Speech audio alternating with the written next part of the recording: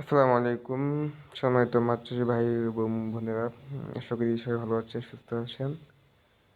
তো দেখতে পাচ্ছেন যে আমরা আসলে একটি হাঁপার মধ্যে কিছু মাছ রাখছি। তো এই মাছটার মধ্যে হচ্ছে রুই মাছ। তো এই মাছটি আমরা আমাদের পাশের একটি এলাকায় আসলে একটি পুকুরে আসলে জাল টান দেওয়ার পর মাছগুলো হাঁপার মধ্যে রেখেছি। তো মূলত আমরা এখান থেকে 1 মণ মাছ নেব এই জন্য।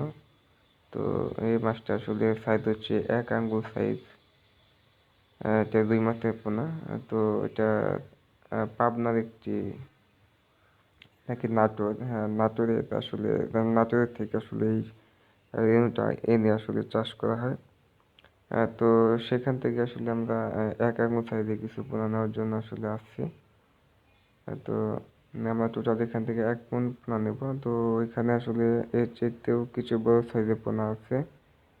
তোমার বলছিলাম আর কি দেওয়ার জন্য, কিন্তু আসলে পুকুরওয়ালা আসলে আমাদের সেই মাছটা দেবে না। তো দেখুন আসলে মাপা শুরু হয়ে গেছে। তো আমরা হাত দাঁড়িপাল্লা দিয়ে মাপতেছি। তো এখানে আসলে প্রতি ইয়েতে আর কি পাল্লায় আসলে 2.5 কেজি করে মাছ হয়ে যাচ্ছে। তো আমরা 4টি পাতি দিয়ে নিচ্ছি। প্রতি পাতিলে আসলে 10 কেজি করে মাছ আমরা নেব, যেহেতু আমরা একটু দূরে থেকে মাছটা আনতেছি, মোটামুটি 4-5 কিলোমিটার দূর হবে। তো যার কারণে আসলে আমরা বেশি মাছ নিয়ে আসতে পারবো না একটি পাতিলে। তো দেখতে পাচ্ছেন যে আসলে কিছু মাছ অলরেডি আমরা পাতিলে নিয়ে নিয়েছি। এখন বাকি মাছগুলো নেব। তো মূলত আসলে আমাদের একটি পুকুরে আসলে মাছের পোনা শর্ট থাকার কারণে আসলে আমরা এই মাছটা নিচ্ছি।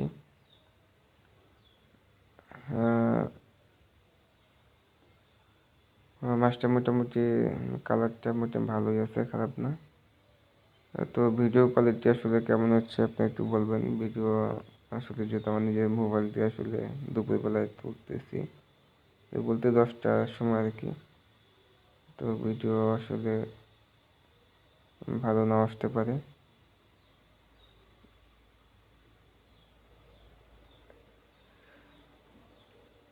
তো তারপর দেখুন আমরা কিন্তু আসলে মাছগুলা ওখান থেকে আসলে আমাদের পুকুরে নামাইছি। এখন আসলে এখানে আমরা লাস্ট পর্যায়ে আসলে আমাদের কিছু বড় মাছ ছিল।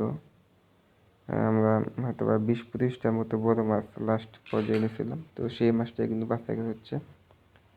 তো ওই মাছটা আসলে আমরা অন্য একটা জায়গায় দেব, এবং ছোটো যে পোনাটা আমরা নিয়েছি 1 আঙ্গুল সাইজ, সেটা আসলে আমাদের এই পুকুরটাতে ঢেলে দেবো। তো আমাদের এই পুকুরটার সাইজ হচ্ছে 50 শতক, গভীরতা 5 ফিটের মতো রয়েছে। তো দেখতে পাচ্ছেন যে মাছগুলো ধরা হচ্ছে। তো আসলে পোনা কিন্তু আসলে যারাই আসলে পুকুরে দিবেন, অবশ্যই চেষ্টা করুন ভালো জাতের পোনা দেওয়ার জন্য। তাহলে কিন্তু আসলে ভালো একটা গ্রোথ পাওয়া যাবে, ভালো একটা ফলাফল পাওয়া যাবে কিন্তু। তো আমি এবারই প্রথম আসলে নাটোরের যে পোনা